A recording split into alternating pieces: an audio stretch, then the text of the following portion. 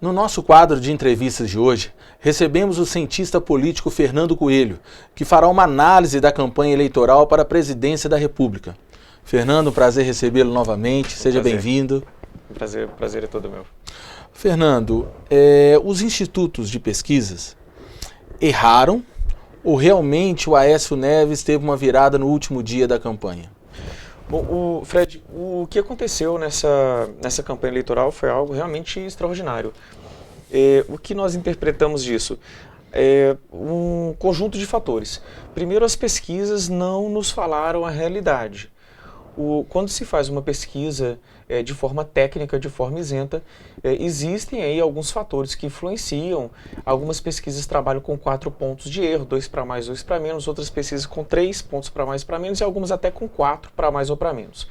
Bom, o que aconteceu foi que as pesquisas não mostraram o raio-x mesmo da realidade, não nos apresentaram vamos falar assim, um diagnóstico perfeito do que estava acontecendo com o eleitorado. De alguma maneira, as pesquisas acabaram trabalhando favorável a outros candidatos que não ao Aécio e, de uma certa forma, erraram de forma extraordinária, né?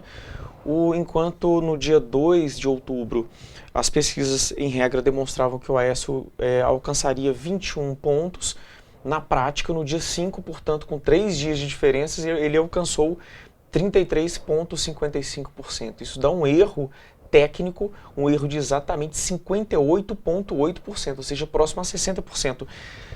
Dessa forma, não existe nenhuma pesquisa no planeta que tenha um erro deste tamanho, ou seja, as pesquisas falharam e falharam de forma extraordinária.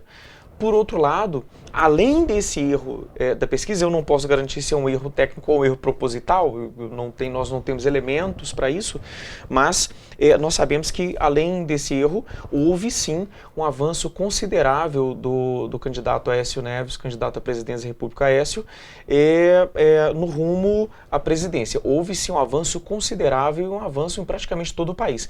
Além de um avanço no país, quem votou no exterior, a grande maioria dos eleitores que moram fora do país, mas a ampla maioria, acabou votando também no candidato Aécio Neves.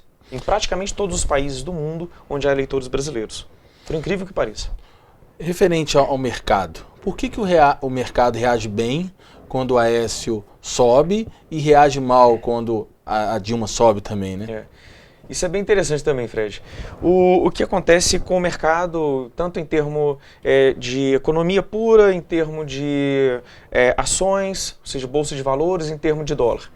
O Partido dos Trabalhadores hoje, ele trabalha com a economia muito fracassada. Nós somos um país onde a economia não cresce.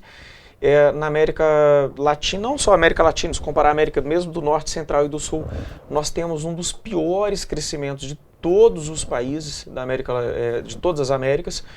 E se comparado com os países dos BRICS, né, do Brasil, Rússia, Índia e China, que são, ao menos teoricamente, são alavancas da economia, de uma nova economia mundial, nós temos o pior crescimento dentre esses países. Então nós estamos patinando numa economia que os números ainda são maquiados, a contabilidade é uma chamada contabilidade criativa, onde a economia não cresce, mas o governo finge que cresce, finge que não tem desemprego, finge que não tem inflação e finge que não tem gastos. E, na verdade, tem tudo. E a realidade mostra que tem. Então, o que acontece no mercado? Os empresários e os economistas sabem que os números são maquiados e, com 12 anos no poder, de forma lamentável, o Partido dos Trabalhadores, nesse momento, não consegue avançar a economia. Prova disso é que logo que saiu o resultado das pesquisas aí para a presidência da República, como o Aécio ficou muito próximo da Dilma, a Bolsa de Valor, as bolsas cresceram, principalmente a Bovespa, né, que é a Bolsa do Brasil, a Bolsa de Valores de São Paulo, ela cresceu quase 5% em um dia, ela vinha de uma queda sistemática com o avanço da Dilma nas pesquisas, e com esse avanço do Aécio cresceu quase 5%. O Banco do Brasil cresceu quase 12% em um dia, a Eletrobras mais de 6%, a Petrobras mais de 11%, o dólar que vinha crescendo começou a cair, ou seja, o mercado enxerga com bons olhos a ascensão do Aécio Neves, mas no sentido de uma nova liderança, e o próprio PSDB ele tem também, ao menos demonstrou na história que tem bons caminhos econômicos e uma política também um pouco conservadora no que diz respeito à economia do país. E o mercado entende isso de forma bem positiva. Voltando na questão da eleição, em Minas Gerais, deu a Dilma Rousseff. Como se explica isso? O Aécio cresce no Brasil e cai aqui em Minas Gerais. O que você falou, Fred, é bem interessante, são dados interessantíssimos.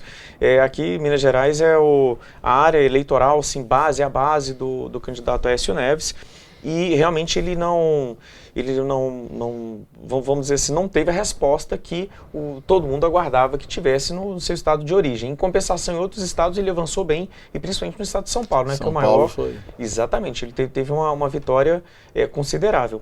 Em relação ao governo de Minas, talvez o PSDB não tenha feito uma boa escolha no que diz respeito à pessoa lançada ao governo. Hoje as pessoas votam muito em função, não apenas do partido, mas também em função da pessoa, em função do candidato. Então há um certo personalismo no Brasil ainda. Então muitas das pessoas votaram, por exemplo, no candidato Anastasia, que é PSDB, para o Senado, e votaram, por exemplo, no Pimentel para o governador do estado. Então há essa duplicidade de votos. Isso indica que está tendo uma evolução, uma evolução da consciência política do cidadão? Sim, essa escolha me parece que há uma maior evolução, uma maior conscientização política por parte do eleitor, e isso é uma coisa muito, eu enxergo de forma muito positiva. Agora, existe um outro detalhe, só para fechar outra pergunta, a Marina foi muito bem votada aqui também. Então, na verdade, a Marina conseguiu polarizar, conseguiu captar votos tanto da Dilma quanto do Aécio. Agora, no segundo turno, eu acho que existe uma chance considerável dessa relação se reverter e o Aécio conseguir também ter maioria dos votos no seu estado de origem. Essa é a grande discussão do momento, né? Sim. Para onde vão os votos da Marina? Sim. Isso passa no depoimento dela, quem ela vai apoiar? Ou a tendência é os votos delas irem para o Aécio? É interessantíssimo isso. Em termos assim de números, vamos arredondar, para deixar os números simples. A Dilma teve em torno de 40%, o Aécio em torno de 33% das intenções e a Marina em torno de 20%. Ora, a Marina com 20% do eleitorado nacional, ela é decisiva para qualquer candidato. Ela tem um capital político extraordinário e de forma alguma é desprezível. O que se mostra até o momento? A Marina anda flertando com o Aécio, sinalizando de forma expressa que quer fazer uma aliança com o Aécio. Se essa aliança for feita, eu acredito que a chance do candidato PSDB vencer é uma chance realmente elevadíssima, altíssima.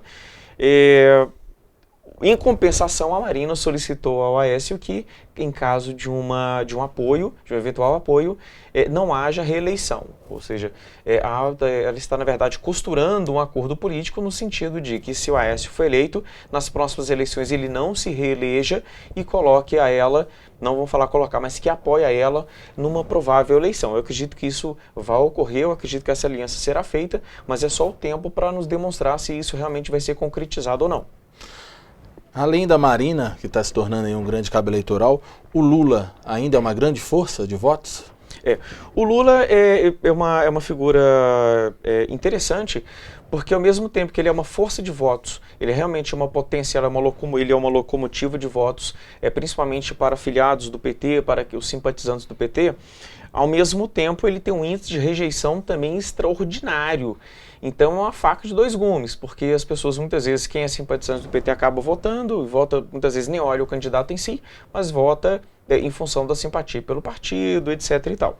Mas por outro lado, é um risco e é um perigo, porque o índice de rejeição do PT é o partido que mais tem rejeição no país. Não é um dos partidos que mais tem, ele é o partido que mais tem rejeição no país como um todo. Então, realmente, ele ainda é uma força política? Sim, é uma força política considerável, principalmente em estados do Nordeste, estado dele, por exemplo, Pernambuco, mas em São Paulo, por exemplo, ele apoiou o candidato Padilha ao governo e foi um fracasso, ele foi derrotado de forma esmagadora, de forma extraordinária. E no berço do PT, o PT não conseguiu emplacar absolutamente nada. Mas lá não pode ter ocorrido o mesmo que ocorreu aqui em Minas, não? O nome ter sido a escolha errada? Os números são um pouco diferentes. Os números são bem diferentes. O Alexandre Padilha ele teve uma votação inexpressiva e aqui em Minas Gerais, embora o Pimentel tenha vencido as eleições, foi uma eleição relativamente equilibrada. Então não foi um número desproporcional igual aconteceu em São Paulo, foi equilibrado. Agora eu volto a dizer, isso em relação ao governo. Agora, dependendo da aliança que for costurada, for feita aí entre os partidos, essa tendência pode se inverter de modo inclusive natural, sem nenhuma grande surpresa. Eu não me surpreenderei se o Aécio for, por exemplo, líder aqui na votação aqui no estado de Minas Gerais. Não vai ser nenhum tipo de surpresa, não vai ser nada extraordinário, nenhum tipo de grande novidade, vamos dizer assim. Então o que podemos esperar são grandes emoções até o dia da eleição, né, Fernando? Com certeza, com certeza. Essa é uma das eleições mais disputadas de todos os tempos, uma eleição imprevisível. No início das campanhas parecia que tudo já estava pronto, que a Dilma teria um resultado tranquilo, fácil, que emplacaria em primeiro lugar tranquilo. As respostas nas urnas não se demonstraram isso. Ninguém esperava que o Eduardo Campos fosse se acidentar e realmente fosse ter um jogo de xadrez. Eu brinco que parece que as eleições do Brasil eram um jogo de dama, e o jogo de dama ele tem uma certa previsibilidade. Agora de dama virou um xadrez, que o xadrez ele é imprevisível. Ele de repente a pessoa acha que está vencendo e por causa de uma jogada de uma peça pequenininha, o tabuleiro inteiro inverte e podemos ter grandes surpresas. Vai ser certamente uma eleição surpreendente. E, igual você falou, Fred, com muitas emoções, e eu espero que vença o melhor, que vença a democracia, e qualquer que seja o candidato aí, que seja eleito a ser o nosso presidente da República, que ele faça um bom governo e que exerça o melhor para o nosso país. Precisamos de mudanças e precisamos de um país cada vez melhor. Ótimo. Muito obrigado pela presença, Fernando. É sempre um prazer recebê-lo aqui. Eu que agradeço. Um grande abraço para você, Fred. É um prazer sempre estar aqui com você. No próximo bloco, confira a programação do Outubro Rosa da Casa Rosal.